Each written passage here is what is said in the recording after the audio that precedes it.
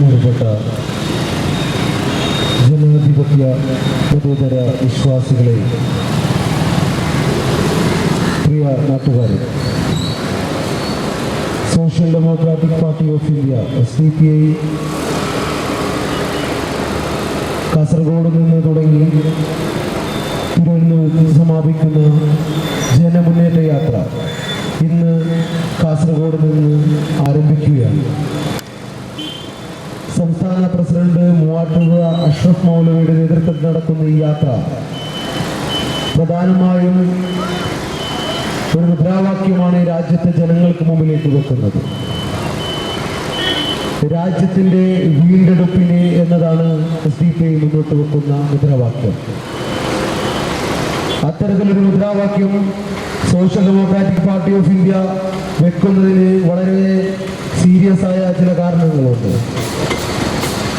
നമുക്കറിയാം, നമ്മുടെ രാജ്യം 1947 ഇന്ത്യയിലെ വിവിധ വിഭാഗങ്ങൾ, ഈ നാട്ടിലെ ഹിന്ദുവും മുസൽമാനും ക്രിസ്ത്യാനിയും മതമുള്ളവരും ഇല്ലാത്തവരും ഒന്നിച്ചു ചേർന്ന് നിന്നുകൊണ്ട് ഈ രാജ്യത്തിന്റെ സ്വതന്ത്രത്തിന് വേണ്ടി പണിയെടുക്കുകയും ഈ രാജ്യം ഒന്നിച്ചു നിന്ന് ഒരു സോഷ്യലിസ്റ്റ് സെക്കുലർ ജനാധിപത്യ രാജ്യമായി വിഭാവനം ചെയ്യുകയും ചെയ്തു. എന്നാൽ ആ മൂല്യങ്ങളിൽ നിന്നെല്ലാം മാറി ഈ രാജ്യത്തെ ഏകാധിപത്യത്തിലേക്കും കോർപ്പറേറ്റുകൾക്ക് വേണ്ടി പണിയെടുക്കുന്ന ഒരു കേവല രാഷ്ട്രമായി മാറ്റുവാനുള്ള ശ്രമങ്ങൾ ഈ രാജ്യത്ത് BJPയുടെ നേതൃത്വത്തിലുള്ള നരേന്ദ്രമോദി സർക്കാർ കഴിഞ്ഞ 9 വർഷമായിട്ട് നടത്തിക്കൊണ്ടിരിക്കുകയാണ്. 2014 BJP അധികാരത്തിലേറിയത് മുതൽ ഈ രാജ്യത്തിന്റെ ഭരണഘടന അപകടത്തിലായി എന്ന് ഈ രാജ്യത്തിന്റെ വിദഗ്ധരും ഈ രാജ്യത്തെ സാമൂഹിക പരിഷ്കർത്താക്കളും ഈ സാമൂഹികമായ മറ്റു നേതാക്കന്മാരും പ്രതിപക്ഷ പാർട്ടികളെ എല്ലാവരും വിളിച്ചു പറഞ്ഞുകൊണ്ടിരിക്കുകയാണ്, ഈ രാജ്യത്തിന്റെ ഭരണഘടന അപകടാവസ്ഥയിലാണ്. എങ്ങനെയാണ് ഭരണഘടന അപകടാവസ്ഥയിലാകുന്നത്? നമ്മൾ ആലോചിച്ച് നോക്കുക. നമ്മുടെ രാജ്യം വിഭാവനം ചെയ്യുമ്പോൾ ഈ രാജ്യം ഒരു സോഷ്യലിസ്റ്റ് സെക്കുലർ രാജ്യമാണ് എന്നാണ് നമ്മളെ വിവർത്തനം ചെയ്തിട്ടുള്ളത്, സങ്കല്പിച്ചിട്ടുള്ളത്. എന്ന് വെച്ചാൽ എല്ലാ മതവിഭാഗങ്ങൾക്കും ലോകത്ത് സെക്കുലറിസം, മതേതരത്വം എന്നൊരു സങ്കല്പം ലോകത്ത് നിലനിൽക്കുന്നുണ്ട്. ഈ സങ്കല്പത്തിന്റെ പ്രത്യേകത എല്ലാ മതവിഭാഗങ്ങൾക്കും സമഭാവനയോടെ തുല്യതയോടെ പരിഗണന നൽകുന്ന എന്ന ലക്ഷ്യത്തിലാണ് സെക്കുലറിസം എന്ന വാക്ക് നമ്മുടെ രാജ്യത്തിന്റെ ആമുഖത്തിലെ ഭരണഘടനയുടെ ആമുഖത്തിലേക്ക് കയറിയത്.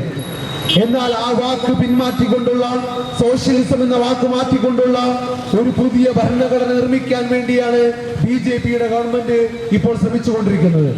എന്താണ് നമ്മുടെ രാജ്യത്തെ എല്ലാ വിഭാഗം, നെഹ്റു മുന്നോട്ട് വെച്ചൊരു സങ്കല്പമുണ്ട്, നെഹ്റുവിയൻ സെക്കുലറിസം എന്ന് പറയും. ഈ രാജ്യത്തിന്റെ മുഴുവൻ ജനങ്ങളെയും ഒരേപോലെ കാണുവാനുള്ള, തുല്യത നൽകുവാനുള്ള ഒരു കാഴ്ചപ്പാട്. എന്നാൽ അതിനപ്പുറം ഈ രാജ്യത്തിന്റെ ന്യൂനപക്ഷങ്ങൾ വരുന്ന, ദലിതർ വരുന്ന, മുസ്ലിങ്ങളായിട്ടുള്ള, ആദിവാസികളായിട്ടുള്ള ആളുകളെ ഈ രാജ്യത്തിന്റെ 2ാം പൗരന്മാരാക്കി മാറ്റുവാനുള്ള ശ്രമങ്ങള് BJPയുടെയും NDA സർക്കാരിന്റെയും ഭാഗത്തുനിന്ന് നിരന്തരമായി ഉണ്ടായിക്കൊണ്ടിരിക്കുകയാണ്. നിങ്ങൾ ആലോചിച്ച് നോക്കൂ, ഈ രാജ്യത്ത് UCC എന്ന് പറയുന്ന പുതിയൊരു നിയമം നടപ്പിലാക്കാൻ വേണ്ടി ഇപ്പോൾ BJP ശ്രമിച്ചുകൊണ്ടിരിക്കുകയാണ്. യൂണിയൻ സിവിൽ കോഡ്, ഏക സിവിൽ കോഡ് എന്ന് പറയും. നമ്മൾ ആലോചിക്കണം, ഈ രാജ്യത്ത് 6000-ൽ പരം ജാതികളുള്ള, 600-ലധികം മതങ്ങളുള്ള, ഒരുപാട് വിശ്വാസങ്ങളുള്ള, ഉപജാതികളുള്ള, ലക്ഷക്കണക്കിന് ആളുകൾ അല്ലെങ്കിൽ കോടിക്കണക്കിന് 130 കോടിയോളം ജനങ്ങൾ ജീവിക്കുന്ന വൈവിധ്യപൂർണമായ ഒരു രാജ്യം. അതുകൊണ്ട് നമ്മൾ ഈ രാജ്യത്തെ വൈവിധ്യങ്ങളുടെ യൂണിവേഴ്സിറ്റി ഡൈവേഴ്സിറ്റി എന്നാണ് നമ്മൾ പറയുന്നത്. ഈ രാജ്യത്ത് എല്ലാ വൈവിധ്യങ്ങളെയും ഉൾക്കൊണ്ട് ജീവിക്കുന്ന ഒരു സംഗതിയായി, ഒരു സംരംഭമായ നമ്മുടെ രാജ്യത്ത് നമ്മൾ കണ്ടത്. എന്നാൽ ആ രാജ്യത്തിന്റെ മുഴുവൻ ജനങ്ങളെയും ഏകശിലാത്മകമായിട്ട് ഈ രാജ്യത്തിന്റെ മുഴുവൻ നിയമങ്ങളും ഒറ്റ നിയമമാക്കി മാറ്റുവാനുള്ള ശ്രമങ്ങൾ രാജ്യത്തുണ്ടായിക്കൊണ്ടിരിക്കുന്നു. പ്രിയപ്പെട്ടവരെ, നമുക്കറിയാം, ഈ രാജ്യത്ത് ക്രിസ്ത്യാനിയുണ്ട്, ഹിന്ദുവുണ്ട്, മുസൽമാനുണ്ട്, മതമുള്ളവനുണ്ട്, ഇല്ലാത്തവനുണ്ട്, പാർസിയുണ്ട്, ജൈനനുണ്ട്. ഇവർക്കെല്ലാവർക്കും അവരുടെ മതവിശ്വാസങ്ങളുമുണ്ട്. നമ്മുടെ ഭരണഘടന ഉറപ്പു നൽകുന്ന ഒരു അവകാശമുണ്ട്. നമ്മുടെ എല്ലാവരുടെയും മതവിശ്വാസങ്ങളെ ആ വിശ്വാസങ്ങൾ പ്രാക്ടീസ് ചെയ്യാനും പ്രൊപ്പഗേറ്റ് ചെയ്യാനും പ്രൊഫസ് ചെയ്യാനുമുള്ള അധികാരം നമ്മുടെ ഭരണഘടന ഈ രാജ്യത്ത് ജനങ്ങൾക്ക് നൽകുന്നുണ്ട്. എന്നാൽ എല്ലാ ജനവിഭാഗങ്ങളുടെയും അവകാശങ്ങളെ ഹനിച്ചുകൊണ്ട് ഒരു യൂണിയൻ സിവിൽ കോഡിലേക്ക് ഈ രാജ്യത്തെ കൊണ്ടുവരാൻ BJP ശ്രമിക്കുകയാണ്. യഥാർത്ഥത്തിൽ അങ്ങനെ ശ്രമിക്കുമ്പോൾ സംഭവിക്കുന്ന ഈ രാജ്യത്തെ ജനങ്ങൾക്കിടയിലേക്ക് ആഭ്യന്തര കലാപങ്ങളിലേക്കും ആഭ്യന്തര സംഘർഷങ്ങളിലേക്കും ഈ രാജ്യത്തെ തള്ളിവിടാനുള്ള ശ്രമങ്ങളാണെന്ന് മനസ്സിലാക്കണം. നമ്മളൊന്ന് ആലോചിച്ച് നോക്കൂ. BJP 10 വർഷം കേരളത്തിൽ ഇന്ത്യ ഭരിച്ചപ്പോഴും 35% വോട്ട് ഷെയർ ലഭിക്കാത്ത 65% വരുന്ന എതിർ വോട്ടുകളെ ഭിന്നിപ്പിച്ചുകൊണ്ട് മാത്രമാണ് BJP ഇതുവരെ അധികാരത്തിലേറിയിട്ടുള്ളത്. ഇനിയും അങ്ങനെ തന്നെയാണ്. അതുകൊണ്ട് തന്നെ ഈ രാജ്യത്തെ ഹിന്ദുവിനെയും മുസൽമാനെയും ക്രിസ്ത്യാനിയെയും തമ്മിലടിപ്പിച്ചുകൊണ്ട് ഈ രാജ്യത്തെ അധികാരത്തിലേറാൻ വേണ്ടി മാത്രമാണ് BJP ശ്രമിച്ചിട്ടുള്ളത്. അതിനു വേണ്ടിയാണ് ഓരോ പദ്ധതിയും ഇവിടെ കൊണ്ടുവന്നുകൊണ്ടിരിക്കുന്നത്. നിങ്ങളൊന്ന് ആലോചിച്ചു നോക്കൂ. ഈ രാജ്യത്ത് തുടക്കം കുറിച്ചത് മുതൽ ഇവിടെ ഉണ്ടായിട്ടുള്ള സംഘർഷങ്ങൾ. ഇന്ന് ഡൽഹിയിൽ ഒരു സമരം തുടങ്ങിയിരിക്കുകയാണ്. എന്താണ് സമരം? ഈ രാജ്യത്തിന്റെ കർഷകരെ, നമുക്ക് അന്നം നൽകുന്ന, നമുക്ക് നെല്ല് ഉൽപ്പാദിപ്പിക്കുന്ന, ഈ രാജ്യത്തെ വിളകൾ ഉൽപ്പാദിപ്പിക്കുന്ന കർഷകരെ ഈ രാജ്യത്ത് സമരത്തിലേക്ക് ഇറങ്ങിയിരിക്കുകയാണ്. ആ കർഷകരെ നേരിടാൻ വേണ്ടി വലിയ യുദ്ധസന്നാഹങ്ങളാണ് കേന്ദ്ര സർക്കാർ ഹരിയാനയിലും പഞ്ചാബിലെയും ബോർഡറുകളിൽ നിശ്ചയിച്ചിട്ടുള്ളത്. എന്താണ് ഈ രാജ്യത്തെ കർഷകർ ആവശ്യപ്പെടുന്നത്? ഈ രാജ്യത്തിന്റെ ഭരണകൂടത്തോട്, BJPയുടെ ഭരണകൂടത്തോട് പറയുന്നത് ഞങ്ങൾക്ക് മിനിമം താങ്ങുവില തരണമെന്ന് മാത്രമാണ് ഈ രാജ്യത്തെ കർഷകർ പറയുന്നത്. എന്താണ്? രാജ്യത്തിന്റെ വിളകളുടെ വില താഴോട്ട് പോയിക്കൊണ്ടിരിക്കുന്നു. കീടനാശിനികളുടെ വില മുന്നോട്ട് കുതിച്ചുകൊണ്ടിരിക്കുന്നു. അതുപോലെ തന്നെ ഈ രാജ്യത്ത് വിവിധ ഉൽപ്പന്നങ്ങളുടെ, കാർഷിക ഉൽപ്പന്നങ്ങളുടെയും പെട്രോൾ ഡീസൽ ഉൽപ്പന്നങ്ങളുടെയും വില വർദ്ധിച്ചുകൊണ്ടിരിക്കുന്നു. ഈ വർദ്ധിച്ചുകൊണ്ടിരിക്കുന്ന സാഹചര്യത്തില് അവർക്ക് ജീവിക്കാനോ അവർക്ക് മുന്നോട്ട് പോകാനോ കഴിയാത്ത സാഹചര്യം. കഴിഞ്ഞ ഒരു സാമ്പത്തിക സർവേ കണക്ക് പറയുന്നത് ഈ രാജ്യത്തെ ഒരു കർഷക കുടുംബത്തിന് ഒരു മാസം ലഭിക്കുന്നത് കേവലം 10,200 രൂപയാണ്. പ്രിയപ്പെട്ടവർ, എന്റെ വാക്കുകൾ ശ്രമിക്കുന്ന ആളുകൾ ഒന്ന് ശ്രമിച്ചു നോക്കണം. ഈ രാജ്യത്ത് നമുക്ക് എങ്ങനെയാണ് 10,000 രൂപക്ക് നമ്മുടെ കുടുംബം ചലിപ്പിക്കാൻ കഴിയുന്നത് ഒരു മാസം? അങ്ങനെയാണ് ഈ രാജ്യത്തെ കർഷകരെ ചലിപ്പിച്ചുകൊണ്ടിരിക്കുന്ന അവരുടെ കുടുംബങ്ങളെ. ഒരു വിള വിറ്റാൽ ഒരു കർഷകന് ഇന്ത്യയിൽ 27 രൂപയാണ് കിട്ടിക്കൊണ്ടിരിക്കുന്നത്. എന്ന് വെച്ചാൽ തനിക്ക് ജീവിക്കാൻ പറ്റാത്ത സാഹചര്യങ്ങള് കഴിഞ്ഞ 7 വർഷത്തിനുള്ളിൽ ഈ രാജ്യത്ത് ആത്മഹത്യ ചെയ്തിട്ടുള്ളത് 1,00,000-ലധികം കർഷകരാണെന്ന് നമ്മൾ ആലോചിക്കണം. ഏത് നാട്ടിലാണ് പ്രിയപ്പെട്ടവരെ കർഷകർ ഇത്ര അളവിൽ ആത്മഹത്യ ചെയ്യപ്പെടുന്നത്? അതുകൊണ്ട് തന്നെ നമ്മൾ മനസ്സിലാക്കണം, ഈ രാജ്യത്തെ കർഷകരും തൊഴിലാളികളും ഇവിടെ ഒരു പക്ഷേ BJPക്കാർ വരെ ഈ രാജ്യത്ത് എങ്ങനെയെങ്കിലും അധികാരം കിട്ടുമെന്ന് വിചാരിച്ചിട്ട് കേന്ദ്ര സർക്കാരിന്റെ നയങ്ങളെ പ്രൊമോട്ട് ചെയ്യുന്നുണ്ടാവും. എന്നാൽ ഒരു കാര്യം മനസ്സിലാക്കണം, 2014 BJP അധികാരത്തിൽ വരുന്നതിന് മുമ്പ് ഈ നാട്ടിലെ ഗ്യാസിന്റെ വില എന്തായിരുന്നു? 2023 BJP തുടർ ഭരണം പ്രതീക്ഷിക്കുമ്പോഴും ഈ നാട്ടിലെ ഗ്യാസിന്റെ വില എന്താണ്? ഒന്ന് ആലോചിച്ച് നോക്കിയാൽ മതി. പാചകവാതത്തിന്റെ വില 2014 മുമ്പ് ഈ രാജ്യത്ത് BJP അധികാരത്തിൽ വരുന്നതിന് മുമ്പ് ഈ നാട്ടിലെ പെട്രോളിന്റെയും ഡീസലിന്റെയും വില എന്തായിരുന്നു? ഈ രാജ്യത്ത് BJP അധികാരത്തിൽ വന്ന് 2023 ഈ നാട്ടിലെ പെട്രോളിന്റെയും ഡീസലിന്റെയും വില എന്താണ് എന്ന് നമ്മൾ ഓരോരുത്തരും ആലോചിക്കണം. ഈ രാജ്യത്ത് അധികാരത്തിൽ വരുമ്പോൾ മോദി ഗ്യാരണ്ടിയായി പറഞ്ഞു. പലപ്പോഴും മോദി ഗ്യാരണ്ടി എന്നുള്ളത് ഒരു ബ്രാൻഡായിട്ട് ഉപയോഗിക്കുന്നുണ്ട്. മോദി ഗ്യാരണ്ടി ആയിട്ട് പറഞ്ഞ എന്താണ്? ഞങ്ങള് 2 കോടി തൊഴിലവസരങ്ങൾ ഓരോ വർഷവും ഉണ്ടാക്കുമെന്നാണ് പറഞ്ഞത്. 2014 മുതൽ 2 കോടി തൊഴിൽ അവസരങ്ങൾ ഉണ്ടാക്കിയിരുന്നെങ്കിൽ 2024 ആകുമ്പോൾ 20 കോടി യുവാക്കൾക്ക് ഈ രാജ്യത്ത് തൊഴിൽ കിട്ടുമായിരുന്നു. എന്നാൽ ഈ രാജ്യത്തിന്റെ തൊഴിൽ ഇല്ലായ്മ ഇന്ന് 10% നിൽക്കുകയാണ്. നമ്മളെക്കാൾ വളരെ കുറഞ്ഞ രാജ്യങ്ങൾ മാത്രമേ ഇത്രയും തൊഴിലില്ലായ്മ അനുഭവിക്കുന്നുള്ളൂ. ഇതെല്ലാം നിൽക്കുമ്പോഴും നമ്മുടെ നാടുകളിൽ ഗിമ്മുകൾ കാണിച്ച്, തട്ടിപ്പുകൾ കാണിച്ച് ഇന്ത്യ കുതിക്കുകയാണ് എന്നൊരു പ്രചരണമാണ് രാജ്യത്ത് നടന്നുകൊണ്ടിരിക്കുന്നത്. പ്രിയപ്പെട്ടവരെ, നമ്മൾ മനസ്സിലാക്കേണ്ടതുണ്ട്. എന്നാൽ ഇതിനെ മറികടക്കേണ്ട, ഇതിനെതിരെ പ്രതിഷേധം ഉയർത്തേണ്ട, ഇതിനെതിരെ കൃത്യമായി ജനങ്ങളെ ബോധവൽക്കരിക്കേണ്ട കോൺഗ്രസിന്റെ അവസ്ഥ എന്താണ് ഒന്ന് പരിശോധിക്കുന്നതല്ലാതെ. കാരണം ഈ രാജ്യത്ത് ഇപ്പോൾ നമുക്കറിയാലോ, കോൺഗ്രസിന് ഉൾപ്പെടെ നേതാക്കന്മാര് ED-യുടെയും NIA-യുടെയും IT ഡിപ്പാർട്ട്മെന്റ് എല്ലാം അന്വേഷണങ്ങളിൽ കുഴങ്ങി ഭയപ്പെട്ടുകൊണ്ടിരിക്കുകയാണ്. ഓരോ ദിവസവും കോൺഗ്രസിന്റെ മുതിർന്ന നേതാക്കന്മാര് BJP-യിലേക്ക് ചേക്കേറുന്നതിന്റെ വലിയ വാർത്തകളാണ് വന്നുകൊണ്ടിരിക്കുന്നത്. അവരെയാണോ നമ്മൾ വിശ്വസിച്ചുകൊണ്ട് ഈ രാജ്യത്തെ സെക്യുലറിസത്തിനും ഈ ഭരണഘടനയ്ക്കും സംരക്ഷണം നൽകാൻ വേണ്ടി കോൺഗ്രസിനാണ് ഏൽപ്പിക്കേണ്ടത്? നിങ്ങളൊന്ന് ആലോചിച്ചോളും. മധ്യപ്രദേശ് എന്നൊരു ദേശമുണ്ട്. മധ്യപ്രദേശ് എന്ന ദേശത്തെ അവിടെ കോൺഗ്രസിന് വേണ്ടി കരുത്തരായ അല്ലെങ്കിൽ ഇന്ദിരാഗാന്ധിയുടെ വളർത്തുമുത്തൻ എന്നറിയപ്പെടുന്ന കമൽനാഥ് എന്നൊരു നേതാവ് ഉണ്ടായിരുന്നു. ഇപ്രാവശ്യം BJP അധികാരത്തിൽ മധ്യപ്രദേശിൽ വന്ന ശേഷം കമൽനാഥും അദ്ദേഹത്തിന്റെ മകനും കൂടി BJP-യിലേക്ക് കയറിയിരിക്കുകയാണ്. എന്താണ് അവർക്കുള്ള ഡീല്?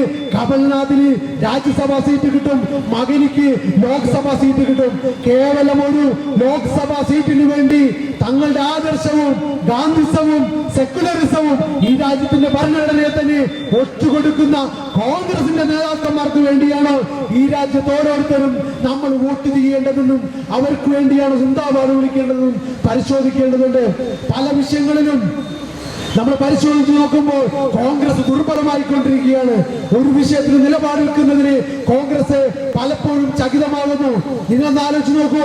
ഇവിടെ ഇപ്പോൾ കർഷകരുടെ സമരം നടക്കുന്നു. ഇപ്പോഴും കൃത്യമായ ഒരു നിലപാട് കോൺഗ്രസ് ആ വിഷയത്തിൽ എടുത്തിട്ടില്ല. കർഷകരുടെ സമരം നടന്നുകൊണ്ടിരിക്കുന്നു. ഈ രാജ്യത്തുണ്ടാവുന്ന വിവിധ വിഷയങ്ങളില് ഇപ്പോ നമുക്കറിയാം, ഇന്ത്യയിലെ വിവിധ സ്ഥലങ്ങളിൽ BJP-യുടെ നേതൃത്വത്തില് പള്ളികൾ പൊളിക്കുന്നുണ്ട്. ബാബരി മസ്ജിദ് ആദ്യം പൊളിച്ചു. അതിനുശേഷം ഗ്യാൻവാബി മസ്ജിദിൽ ഒരു നിയമം കൊണ്ടുവന്ന് അത് പൊളിക്കാൻ ശ്രമിക്കുന്നു. മഹറോളി പള്ളി പൊളിക്കാൻ ശ്രമിക്കുന്നു. എന്തിന്? തൃശ്ശൂര് ക്രിസ്ത്യൻ പള്ളി അത് BJP പറയുകയാണ് അത് BJP-യുടെ പണ്ട് ക്ഷേത്രമായിരുന്നു എന്ന് പറയുന്നു. ഇത്തരത്തില് എല്ലാ മതവിഭാഗങ്ങളെയും ആരാധനാലയങ്ങള് കയ്യേറാൻ വേണ്ടി BJP ശ്രമിക്കുമ്പോൾ കോൺഗ്രസിന്റെ നിലപാട് എന്താണ്? പരിശോധിക്കേണ്ടിയിരിക്കുന്നു. കോൺഗ്രസ് എന്ത് നിലപാടെടുക്കുന്നു നമ്മൾ പരിശോധിക്കേണ്ടിയിരിക്കുന്നു. അതുകൊണ്ട് പ്രിയപ്പെട്ടവരെ, ഈ രാജ്യത്ത് കേരളത്തിൽ നമുക്കറിയാം, ഈ കമ്മ്യൂണിസ്റ്റ് പാർട്ടിയാണ് ഭരിച്ചുകൊണ്ടിരിക്കുന്നത്. കഴിഞ്ഞ കുറെ നാളുകളായിട്ട് ഈ കമ്മ്യൂണിസ്റ്റ് പാർട്ടി കേരളത്തില് ഭരിച്ചുകൊണ്ടിരിക്കുമ്പോഴും കേരളത്തിലെ കമ്മ്യൂണിസ്റ്റ് പാർട്ടി BJP-യുമായിട്ട് ഒരു പ്രത്യേക ഡീലിലാണ് പോയിക്കൊണ്ടിരിക്കുന്നത്. ഒരൊറ്റ ഉദാഹരണം മാത്രം പറയാം. ലാവ്ലിൻ കേസ് എന്നൊരു കേസുണ്ട്, പിണറായി വിജയന്റെ ലാവ്ലിൻ കേസ്. ആ കേസ് 40-ലധികം തവണയാണ് CBI മാറ്റിവെച്ചുകൊണ്ടിരിക്കുന്നത്. എന്തുകൊണ്ട് മാറ്റുന്നു? പിണറായി വിജയൻ എന്ന് പറയുന്ന കമ്മ്യൂണിസ്റ്റ് മുഖ്യമന്ത്രിയുടെ കേസ് മാറ്റിവെക്കാൻ BJP-ക്ക് അല്ലെങ്കിൽ കേന്ദ്ര സർക്കാർ താല്പര്യമെന്താണ്? താല്പര്യമുണ്ട്. കൊടകരയിലെ സുരേന്ദ്രൻ പ്രതിയായിട്ടുള്ള ഒരു കുഴൽപ്പണ കേസ് വന്നു. 400 കോടി രൂപയോളം കേരളത്തിലേക്ക് തെരഞ്ഞെടുപ്പിലേക്ക് വേണ്ടി BJP-ക്ക് ഫണ്ട് വന്നു. ഈ ഫണ്ട് BJP-യുടെ നേതാക്കന്മാര് എല്ലാവരും കൂടി മുക്കി. ആ മുക്കിയ കേസാണ് കൊടകര കുഴൽപ്പണ കേസ്. ഈ കുഴൽപ്പണ കേസ് അട്ടിമറിക്കാൻ വേണ്ടി കൂട്ടുനിന്നത് പിണറായി വിജയനാണ്. അതിന് പ്രത്യുപകാരമായിട്ട് ലാവ്ലിൻ കേസിൽ കോംപ്രമൈസ് ചെയ്യുന്നു. നിങ്ങൾ കഴിഞ്ഞ ദിവസം കണ്ടിട്ടുണ്ടാവും, വളരെ ഇരുട്ടച്ചങ്ങൻ എന്ന് പറയുന്ന RSS-കാർക്കിടയിലൂടെ നെഞ്ചു വിരിച്ച് നടന്നു എന്ന് പറയുന്ന പിണറായി വിജയൻ കഴിഞ്ഞ ദിവസം കേരളത്തിന് പ്രധാനമന്ത്രി വന്നപ്പോൾ രാവിലെ സ്വീകരിക്കാനും വൈകിട്ട് അദ്ദേഹത്തെ പറഞ്ഞേക്കാനും അതീവ ഒരു പാർട്ടി പ്രവർത്തകനെ പോലെ പോയി എയർപോർട്ടിൽ നിൽക്കുന്ന സാഹചര്യം. ഒരു ഭരണാധികാരിയെ സ്വീകരിക്കണം, അതൊക്കെ നല്ലതാണ്. പക്ഷേ രാവിലെയും വൈകിട്ടും സ്വീകരിക്കാൻ പോകുന്നത് ആ കാരണം കൊണ്ടല്ല. തന്റെ മകളെ വീണായി വിജയൻ എന്ന് പറയുന്ന പിണറായി വിജയന്റെ മകളെ ഇടുക്കി കൊടുക്കാൻ പാകത്തിന് ഒരു വലിയ കേസ് വന്ന് നിൽപ്പുണ്ട്. ആ കേസ് നിൽക്കുന്നത് കൊണ്ടാണ് പിണറായി വിജയൻ കോംപ്രമൈസ് ചെയ്യുന്നത്. എന്ന് വെച്ചാൽ കേരളത്തിലെ കഴിഞ്ഞ നിയമസഭാ തെരഞ്ഞെടുപ്പില് 7 സീറ്റ് BJP-ക്ക് നൽകാമെന്ന് CPM ഡീലുണ്ടായിരുന്നു. പക്ഷെ ഇവിടെയുള്ള പ്രതിപക്ഷ പാർട്ടികളുടെയും മറ്റു പാർട്ടികളുടെയും ഇടപെടൽ കൊണ്ട് മാത്രമാണ് കേരളത്തിൽ BJP 0-യിലേക്ക് വന്നത്. ഒന്ന് ആലോചിച്ച് നോക്കൂ. പാലക്കാട് CPM കാരണമല്ല BJP തോറ്റത്. നിയമം പരിശീലിച്ചു നോക്കൂ. തൃശ്ശൂര് പല പ്രദേശങ്ങളിൽ അവിടെയുള്ള പ്രതിപക്ഷ പാർട്ടികൾ SPP ഉൾപ്പെടെയുള്ള പാർട്ടികളുടെ വർക്ക് കൊണ്ടാണ് കേരളത്തിൽ BJP നിലം തൊടാതെ പോയത്. അതുകൊണ്ട് തന്നെ പ്രിയപ്പെട്ടവര്, ഈ ഇടത് വലത് മുന്നണികളിലല്ല പ്രതീക്ഷ വേണ്ടത്. ഈ രാജ്യത്ത് പുതിയ രാഷ്ട്രീയ മുന്നേറ്റങ്ങൾ ഉണ്ടാവേണ്ടതുണ്ട്. ആ രാഷ്ട്രീയ മുന്നേറ്റങ്ങൾക്ക് അവസരങ്ങൾ ഉണ്ടാവേണ്ടതുണ്ട്. 1950 ഈ രാജ്യത്തിന്റെ ഭരണഘടന വിഭാവനം ചെയ്തുകൊണ്ട് ഡോക്ടർ അംബേദ്കർ പറഞ്ഞൊരു കാര്യമുണ്ട്. കേവല രാഷ്ട്രീയ ജനാധിപത്യം ഉണ്ടായതുകൊണ്ടല്ല വേണ്ടത്. ഈ രാജ്യത്ത് സാമൂഹിക ജനാധിപത്യമാണ് ഉണ്ടാവേണ്ടത്. സോഷ്യൽ ഡെമോക്രസിയാണ് ഉണ്ടാവേണ്ടത്. ആ സോഷ്യൽ ഡെമോക്രസി മുന്നോട്ട് വെക്കുന്ന രാഷ്ട്രീയ പാർട്ടിയാണ് SDP.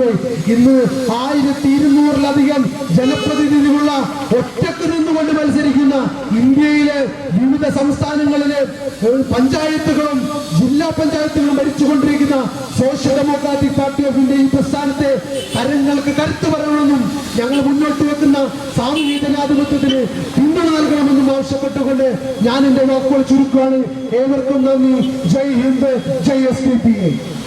പ്രിയപ്പെട്ട ജനാധിപത്യ മതേതര വിശ്വാസികളെ, social democratic party of India SDPI സംസ്ഥാന വ്യാപകമായി ഒരു ജനമുന്നേറ്റ യാത്ര സംഘടിപ്പിച്ചിരിക്കുകയാണ്. ഫെബ്രുവരി 14-ന് കാസർഗോഡിൽ നിന്നും ആരംഭിക്കുന്ന യാത്ര മാർച്ച് 1-ന് തിരുവനന്തപുരത്ത് സമാപിക്കുന്നു. പാർട്ടിയുടെ സംസ്ഥാന പ്രസിഡന്റ് മൂവാറ്റുപുഴ അഷ്റഫ് മൗലവി നയിക്കുന്ന ഈ യാത്രയുടെ ഉപനായകന്മാരായി സംസ്ഥാന വൈസ് പ്രസിഡന്റ് തുളസീധരൻ പള്ളിക്കൽ, പാർട്ടിയുടെ സംസ്ഥാന ജനറൽ സെക്രട്ടറി റോയി അറക്കൽ ഉപനായകന്മാരായി ഉണ്ടായിരിക്കുന്നതാണ്. ഈ വാഹന പ്രചരണ ജാഥയുടെ പ്രചരണാർത്ഥം വൈപ്പിൻ മണ്ഡലം കമ്മിറ്റി സംഘടിപ്പിച്ച മണ്ഡലതല വാഹന പ്രചരണമാണ് ഇവിടെ എത്തിച്ചേർന്നിട്ടുള്ളത്. രാജ്യത്തിന്റെ വീണ്ടെടുപ്പിനായി ജനമുന്നേറ്റ യാത്ര എന്ന ക്യാപ്ഷനിലൂടെയാണ് ഈ പരിപാടി സംഘടിപ്പിച്ചിരിക്കുന്നത്. ഭരണഘടന സംരക്ഷിക്കുക, ജാതി സെൻസസ് നടപ്പിലാക്കുക, സ്ത്രീ സുരക്ഷിതത്വം ഉറപ്പാക്കുക, കർഷക ദ്രോഹ നിയമങ്ങൾ തിരുത്തുക എന്നീ മുദ്രാവാക്യങ്ങൾ ഉയർത്തിപ്പിടിച്ചുകൊണ്ടാണ് കേരളത്തിന്റെ 14 ജില്ലകളിലൂടെയും ഈ വാഹന പ്രചരണം കടന്നുപോകുന്നത്. ഈ ചാനൽ ഷെയർ ചെയ്യുക, സബ്സ്ക്രൈബ് ചെയ്യാൻ മറക്കരുത്.